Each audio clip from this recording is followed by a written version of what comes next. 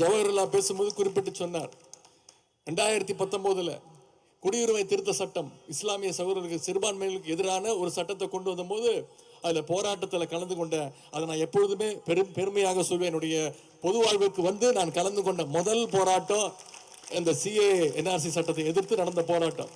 அண்ணன் ஜவஹர்லால் அவர்கள் ஒன்றை மறந்து விட்டார், குறிப்பிட்ட தவறு விட்டார்கள். நான் பொது வாழ்க்கைக்கு வந்து நான் முதலாக கைது செய்யப்பட்டதும் அந்த CA NRC சட்டத்தை கிழித்தெறிந்து அதற்காக கைது செய்யப்பட்டேன். இது என்னுடைய பொது வாழ்க்கையில நான் என்றைக்குமே பெருமையாக சொல்வேன். இங்க வந்திருக்கக்கூடிய இஸ்லாமிய பெருமக்கள் ஆழ்ந்து சிந்தித்து வருகின்ற சட்டமன்ற தேர்தலில் நீங்க என்றைக்கும் எப்பொழுதுமே திமுக பக்கம் நிற்பீங்க. வருகின்ற சட்டமன்ற தேர்தலையும் நீங்கள் நிச்சயம் நம்முடைய திராவிட முன்னேற்ற கழகத்தின் பக்கம் நின்று மீண்டும் நம்முடைய தலைவர் அவர்கள் முதலமைச்சர் அவர்கள் 2வது முறையாக ஆட்சி அமைப்பதற்கு வந்திருக்கக்கூடிய இஸ்லாமிய சமுதாய மக்கள் நீங்கள் என்றைக்கும் துணை நிற்பீர்கள். வெல்வோம் 200, படைப்போம் வரலாறு.